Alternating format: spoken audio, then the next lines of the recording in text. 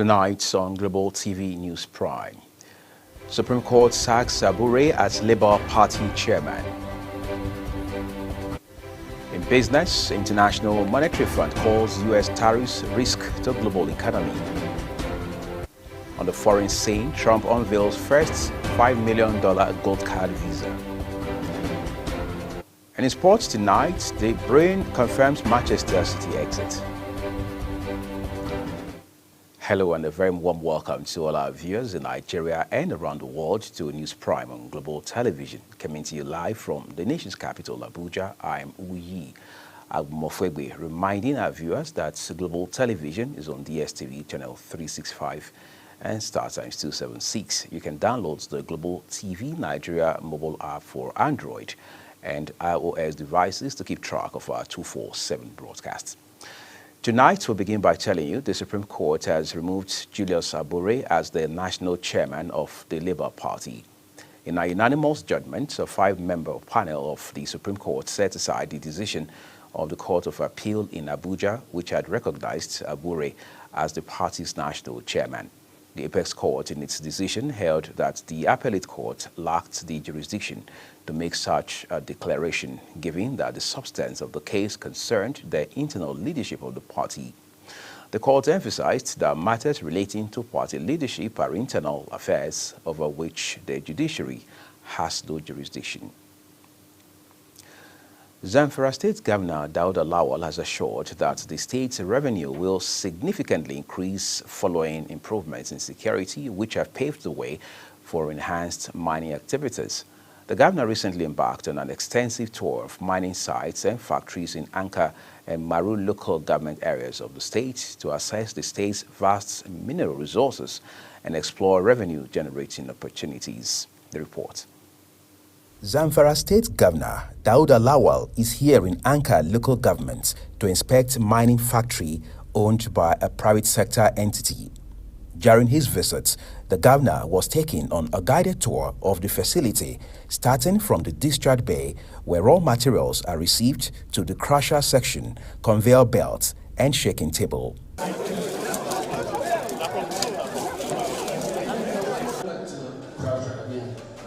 The one standard you can go through here, go to the material.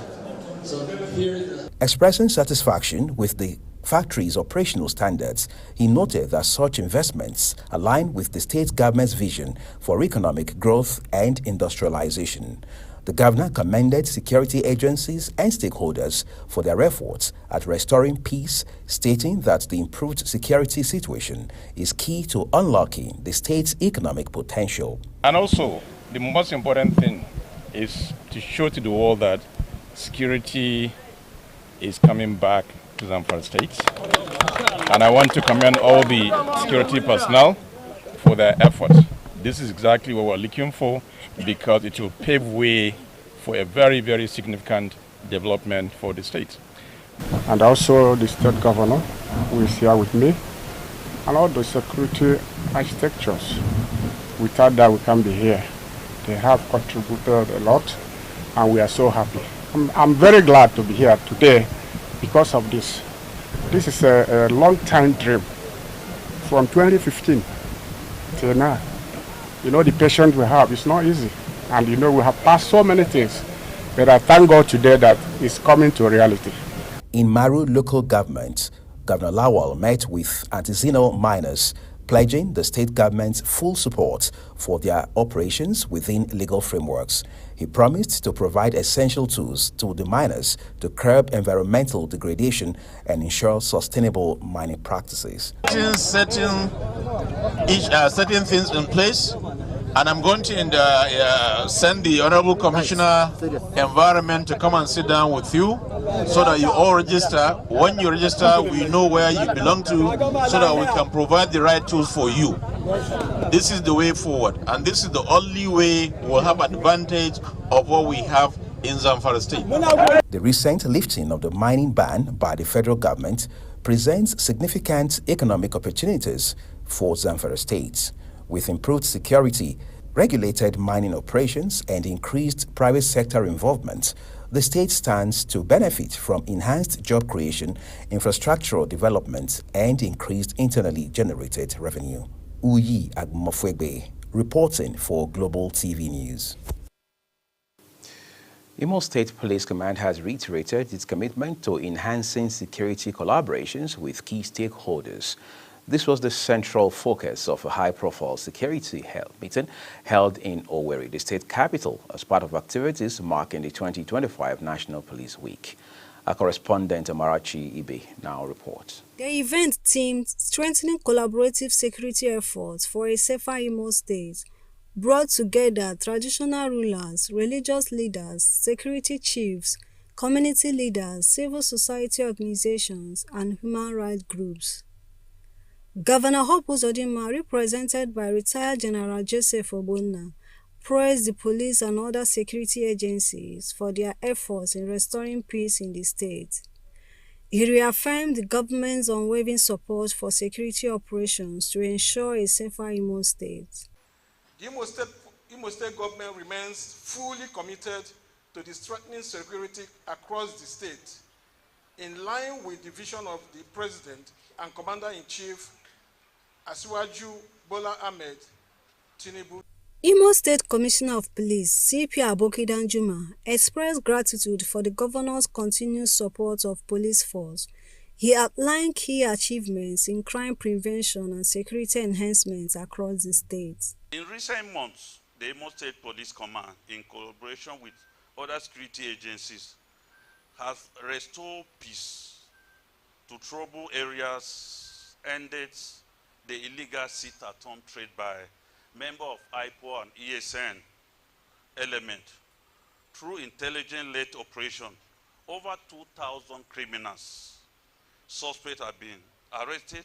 Discussions at the meeting centered on intelligence sharing, community policing, and public involvement in crime prevention.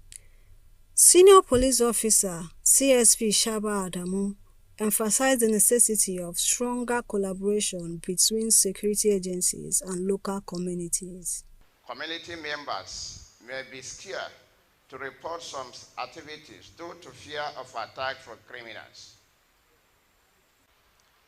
Information gathering is very paramount in crime fighting, and that is why we are talking to the grassroots to give you useful information that will help you to perfect your job.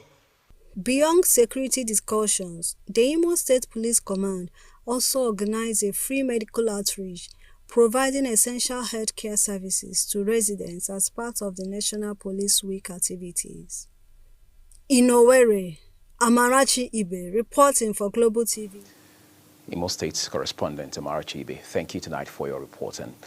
The newly appointed Commissioner of Police Force and for State Command, Ibrahim Mekaba, has assumed office as the 35th CP of the state, calling for stakeholder and public support in the fight against insecurity. Speaking to newsmen shortly after his arrival at the Police Command headquarters in Gusau, CP Mekaba emphasized the need for collaboration between security agencies, residents, and relevant stakeholders to restore peace in the state. Ramsey Enokagbo has more. The Commissioner of Police, Zamfara State, Ibrahim Mekaba, took over from CP Mohammed Shehu Dalijan, who was promoted to Assistant Inspector General of Police, that is AIG, and redeployed to the Counter-Terrorism Unit, CTU, at Force Headquarters in Abuja. The new CP assured that his administration will build on existing security strategies while implementing new measures to curb crime and insurgency in the state. Study the situation with the officers I meet on the ground, with my principal officers, and see how we can improve on what is on the ground. Most importantly, I cannot work without the support of the members of the command and other stakeholders in the community, and other security agencies. So I will be working with them hand in hand to ensure that we improve on the situation we meet on the ground here. He therefore urged residents to remain vigilant and cooperative with law enforcement officers to ensure a safer Zamfara state. Ramsey Enoch reporting for Global TV News. Thank you, Ramsey. The commander of 1 Brigade Nigerian Army Gusau, Brigadier General Timothy Oporom, says troops of 1 Brigade under Operation Fancy Yama have significantly reduced terrorist activities in their area of responsibility, covering Kebbi and Zamfara states. General Oporom made this declaration while having luncheon with officers, soldiers, and their families at the brigade cantonment in Gusau. Samuel Odi has details. The Commander 1 of Brigade, Nigerian Army, Gusau Brigadier General Timothy Oporom says the security situation was previously challenging, but through sustained military operations and dedication of troops, the Army has gained dominance over the region and curtailed terrorist activity to a large extent. He urged the soldiers to maintain their momentum, redoubling efforts to ensure all states in the northwest are secured for peace and economic development. Brigade have been doing very well in all our operations, especially the ongoing Operation Forest Sanity 3. You will recall that some few months back, it wasn't that easy. But with the efforts of our troops and the efforts of our officers, we've been able to dominate our AOR and subdue the terrorists to a very large extent. The commander commended the troops for their sacrifice and unwavering commitment, noting that in recognition of their efforts, the Chief of Army Staff has approved additional logistics to enhance their operations further. Samuel Odi, reporting for Global Television News. Away from Samuel Odi's report now, we move from security matters. Hakeem Baba Ahmed, the special advisor on political matters in the office of the vice president, has resigned from his position. Presidency sources confirmed that Baba Ahmed, a former spokesperson for the Northern Elders Forum, submitted his resignation approximately 2 weeks ago. Although no specific reason was disclosed, it is believed that he cited personal grounds in his resignation letter. One of the transmission towers in Enugu at the risk of collapse due to illegal mining operations at its base. The Transmission Company of Nigeria, TCN, sounded a warning over the growing threat posed by vandals and illegal miners to the stability of the national electricity grid.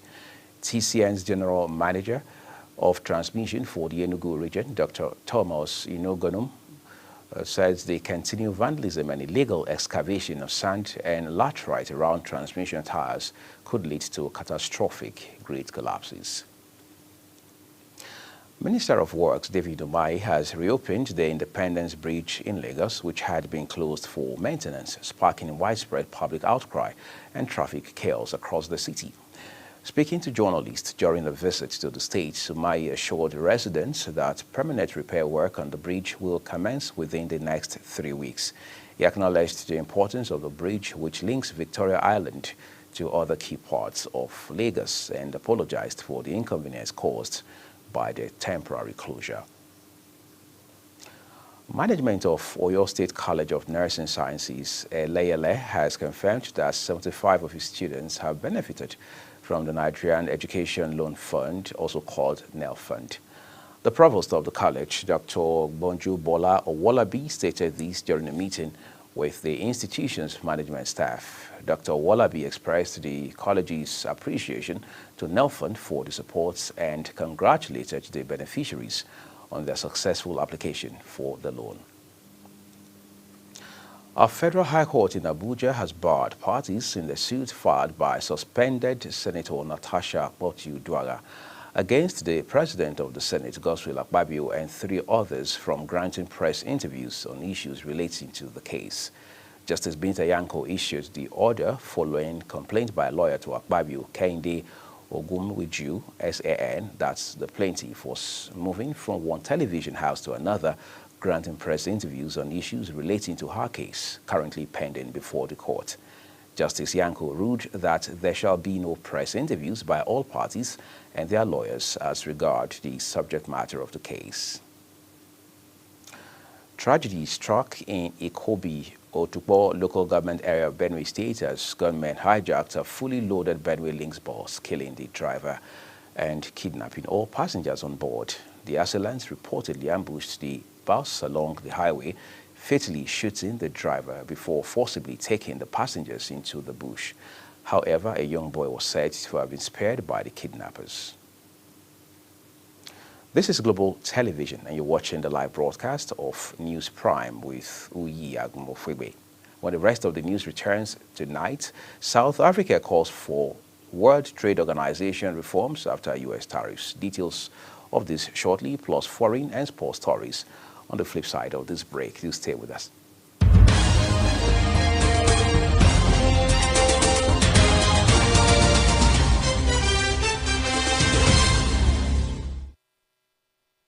Do you know that Global Television can be watched in Nigeria and all over the world?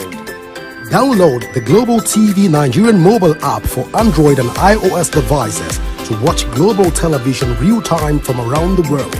What are you waiting for? Start downloading and stay connected to Global Television.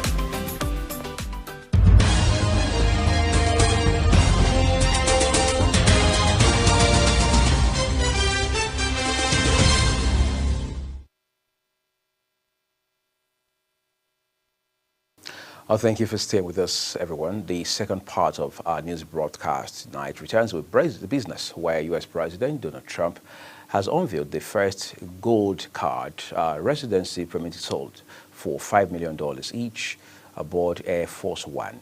Holding a prototype that bore his face and an inscription, the Trump card, the Republican president told reporters that the special visa would probably be available in less than 2 weeks. Trump had previously said sales of the new visa, a high-priced version of the traditional green card, would bring in job creators and could be used to reduce the U.S. national deficit. International Monetary Fund IMF chief Kristalina Georgieva says the new U.S. tariffs represent a significant risk to the global outlook and urged Washington to work with its trade partners. The statement was the first from the multilateral institution's chief after President Donald Trump's latest worldwide tariff salvo deepened a trade war that many fear will invite global recession and fuel inflation. South Africa has called for the reform and reinforcement of the World Trade Organization after U.S. President Donald Trump imposed sweeping tariffs, saying all nations need to abide by the rules of global trade. Trade Minister Park Seo told journalists that the tariffs, including 31% on U.S. imports from South Africa, will significantly disrupt trade across the board. They also effectively nullify the African Growth and Opportunity Act deal that provides beneficial duty-free access for products from about 30 sub-Saharan African countries. Let's go further into the foreign scene tonight. Russia and a group of West African countries led by military juntas have hailed growing military ties at a summit in Moscow, with some condemning Ukraine as a, quote, terrorist state. Facing isolation in the West following its full-scale offensive against Ukraine, Moscow has tried to build new partnerships in Africa, where it has been growing in influence in recent years, including military. Foreign ministers from Mali, Niger, and Burkina Faso met Russian counterparts Sergei Lavrov in Moscow for the summit, which Lavrov said would strengthen the whole suite of their relations. The three Sahelian countries are led by juntas who seize power in coups and have turned away from former colonial power, France, while moving closer to Russia, which is believed to be sending mercenaries to help them fight a transnational jihadist insurgency. Let's get some excitement from the world of sports. Kevin De Bruyne has announced that he will leave Manchester City at the end of the current season, bringing to an end a decade-long spell at the club that has seen him win every major trophy available.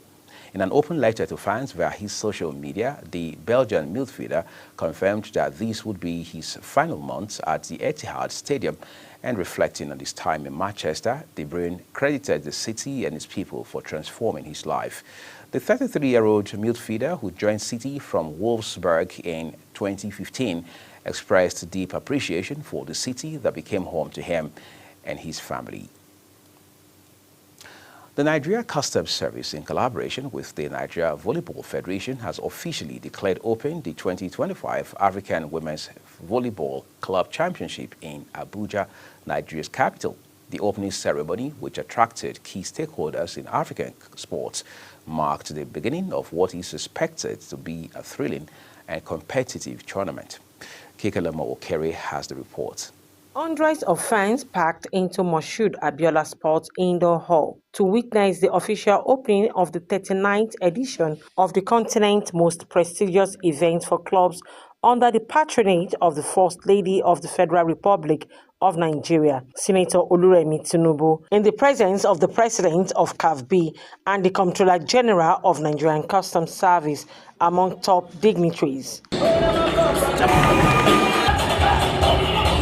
The First Lady of Nigeria, Oluremi Tinubu, charged participants at the ongoing 2025 African Women Volleyball Inter-Club Championship to showcase the true essence of sportsmanship. She described Nigeria as a nation where women are making remarkable strides across all sectors under the leadership of President Bola Ahmed Tinubu.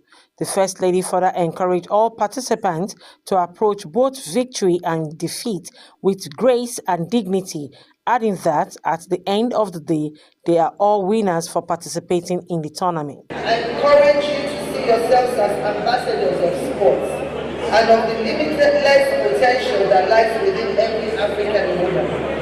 The discipline, teamwork, leadership, and resilience you cultivate as athletes are invaluable life skills that will serve you well beyond the volleyball court. The Chairman, National Sports Commission, Shehu Diko, commends the First Lady for accepting to be the grand patron of the tournament. He acknowledged the Nigerian Customs Service with the support of the NCS for playing the pivotal role in ensuring seamless logistics of the championship. This championship is a testament to the strength and the spirit of African sportswomen who continue to break barriers and inspire the future of future generations. Also speaking, the President, Confederation of African Volleyball, says the championship provides a platform for the continent's best club to compete. Excellency, your leadership and your passion for the development of the girl child continue to be a beacon of inspiration for us. Earlier in his remark, the Comptroller General of Customs, Bashir Adewale Adeniyi, described the tournament as a remarkable one that has featured many female athletes, while highlighting the importance of sports in the national development, regional cooperation, and empowerment of women through athletics. Not just here to witness this, but to celebrate the combination of countless hours of sacrifice, determination, and unwavering commitment. Each athlete that we are going to see here represents a journey of perseverance that extends far beyond this course. The high point of the event was the flag-off of the tournament with an exciting opening match, drawing enthusiastic reactions from fans and participants alike.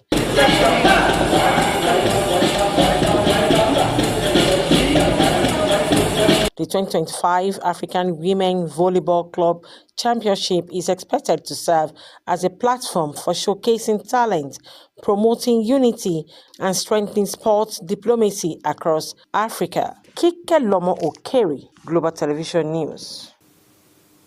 From business all the way to security matters, tonight, however, Kekalemo Okere there following through with sports in development. Thank you so very much, Kekalemo. Just 3 points separate leaders Barcelona from Real Madrid at the top of La Liga in a crippling campaign, and 3 goals to also divide their main marksmen. Barcelona's Robert Lewandowski is the division's top goal scorer with 25, and Madrid's Kylian Mbappe trails him on 22, adding another facet to the engrossing battle. Tonight, let's end News Prime with a recap of some of our big stories. The Supreme Court has removed Julius Abure as the national chairman of the Labour Party.